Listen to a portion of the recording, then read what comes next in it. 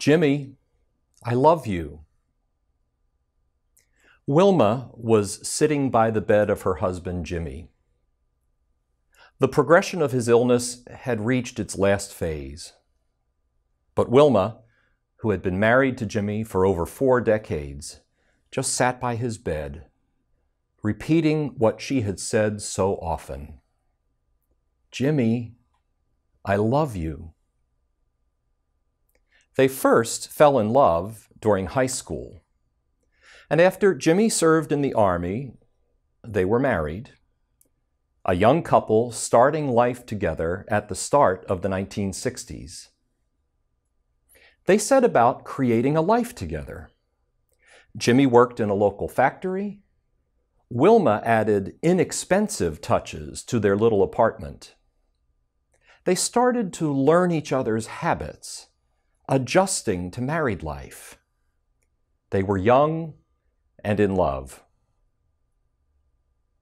Love had something new in store for them. The doctor announced that a child would soon arrive. So Jimmy and Wilma set up the nursery and wondered how the arrival of a child would change their lives. They would learn new things about love. Jimmy and Wilma made all the mistakes that first-time parents make, but eventually, with their son, a new routine settled in for the family, the 3 of them, loving each other. And for a while, it looked like this would be their future, the 3 of them. But then, another surprise. The doctor announced that another child was coming. They would learn new things about love again. Their daughter was born. Now there were 4 of them in the house. 2 years later, another daughter was born. Life was not like it was before, and they were learning new things about parenting and love. Eventually, the girls reached high school age, and this family seemed to have found its stride. And then came the day when Jimmy went to the doctor, and later the diagnosis came. He had multiple sclerosis. Their lives changed forever this time. Wilma became the breadwinner, and things changed for the children as they watched their father's health decline. They began to learn that love was requiring something new from them. Now, love required letting go of what used to be, learning the new skills of encouragement, patience, and caregiving. For the next 2 decades, Wilma took care of Jimmy. It certainly was not what she had envisioned on her wedding day. You don't anticipate such things when you're young and in love. But here she was now, the full-time breadwinner, the full-time caregiver. And what did she say about all of this?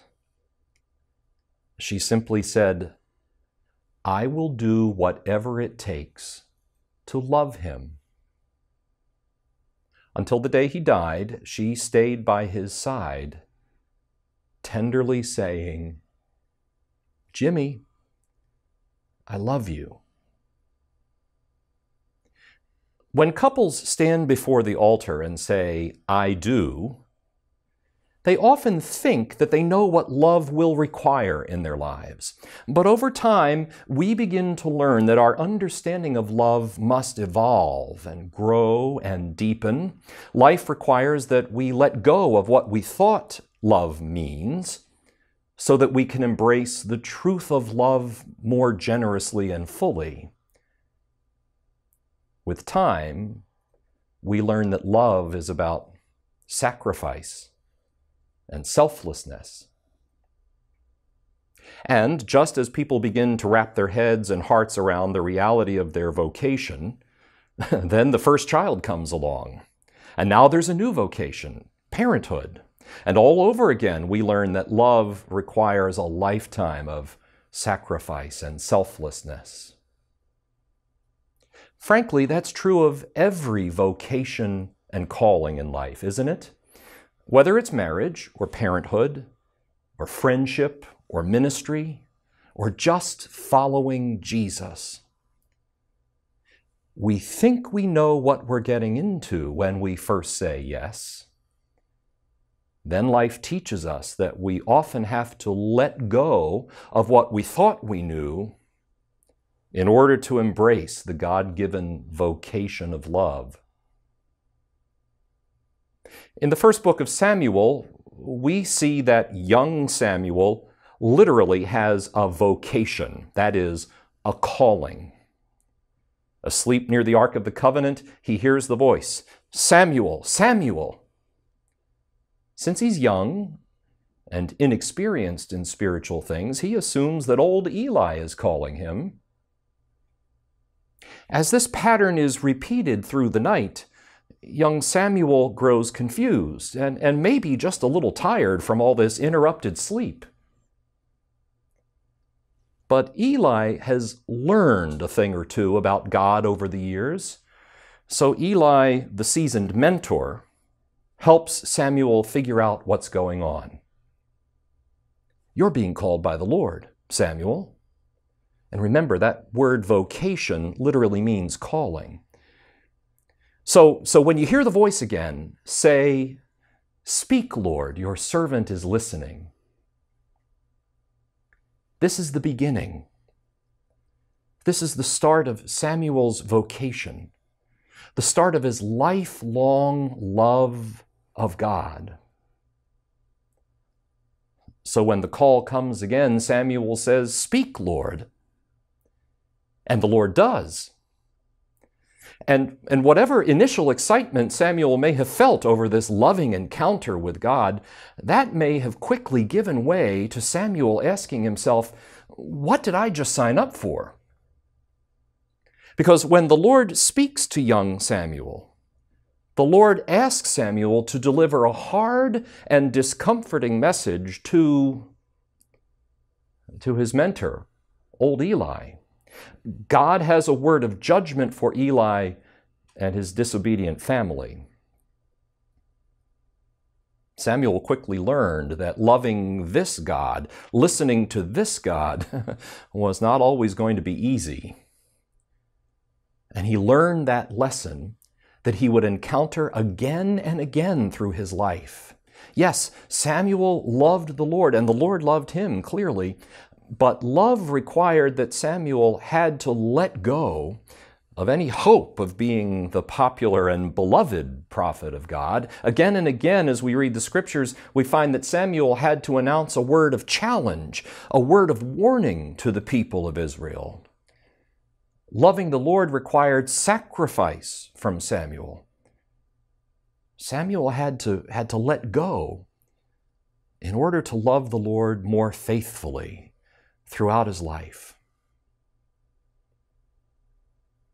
You know, the Pharisees we encounter in the Gospels, they often get a bad rap from Christian preachers. In past sermons, I myself have painted the Pharisees with a very broad brush.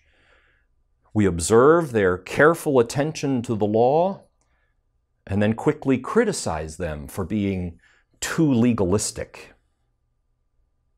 As we read today's gospel passage, we might shake our heads and ask, how can they complain that Jesus and his disciples are plucking and eating a little grain? How can they complain about Jesus healing a man's hand on the Sabbath? How can they? But let's not judge the Pharisees just yet. After all, they were trying their best to love God. They too had a vocation, a calling, to love the Lord their God with all their heart and mind and strength. And since they wanted to love and serve God faithfully, they read what we call the Old Testament. There, they found instructions from God himself. There, they read that faithfulness to their calling could be expressed by carefully following the statutes and commands of God. God gave the commandments, to show us what life can look like as we live the covenant. So the Pharisees loved God, and they understood that loving God required careful observance of the law. And then along comes Jesus. He and his followers were causing quite a commotion. And yes, Jesus spoke of the love of our God, our Abba. But there was something new about Jesus' teaching. When Jesus talked about the love of God, he touched people's hearts and minds. Even the Pharisees, at least some of them, listened and were intrigued. But as they watched Jesus, they realized that Jesus' understanding of the love of God was different than what the Pharisees currently understood. If they were going to embrace Jesus' teaching, they would have to change.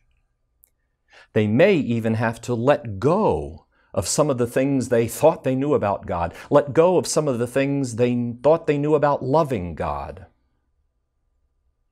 Jesus constantly revealed a deeper truth about who God is and what the love of God means. As Jesus and his hungry disciples walked through the field of grain, maybe Jesus was revealing that God loves his children in such a way that God does not want our bellies to be empty. But to understand the love of God in that way might mean that the Pharisees would have to let go of certain ideas about the Sabbath. As Jesus healed in the synagogue, he was revealing a deeper truth about the love of God and what it means. By healing on the Sabbath day, maybe Jesus was showing us that in God's mind, every day is a great day to heal. Every day is a day for us to do what's right and good. After all, isn't God glorified when the suffering of one of God's children is alleviated? Again and again in the Gospels, Jesus says, I have not come to abolish the law, I've come to fulfill it.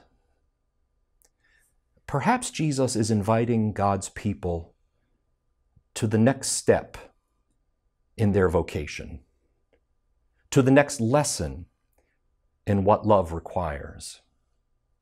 Going deeper into the mystery of God's love always seems to require sacrifice, always seems to require that we be willing to let go of what we thought we knew so that we can embrace a more Christ-like love. Throughout the Gospels, some people seem to get it. When we first start loving the Lord and living our vocation, we may think that we know what love means. And then Jesus takes us deeper, shows us more, asks us to let go of what we thought we knew so that we can see the truth more clearly. Some embrace that vocation and are blessed. Some resist, trying to hold on to what they thought was the only way of being faithful and loving. Through the gift of the Spirit, you and I have a calling and a vocation from the Lord. Isn't it wonderful to be called by Jesus? Isn't it wonderful to have friends and mentors who can help us listen to the Lord and respond? And as we follow the Lord, He always wants to show us more and take us deeper and expand our vision. If we are paying attention, our understanding of loving the Lord is probably different now than when we first started. That growth in understanding often comes when the Lord asks us to let go of what we thought we knew in order to be surprised by His Spirit. Loving Him sometimes requires the hard task of letting go of some practices, certainties, convictions, attitudes, which, for a time in our lives, defined divine love for us. There's always something new to learn about love. Wilma discovered that in her lifelong vocation of love with Jimmy. Samuel discovered that in his lifelong vocation as a prophet. If we pay close attention to the words and deeds of Jesus, we're going to discover that he's constantly calling us to change and grow. Trust him even when the letting go is hard. And perhaps say, "Speak, Lord, your servant is listening." And maybe even say to him, "Jesus, I love you. So teach me something new about what love means."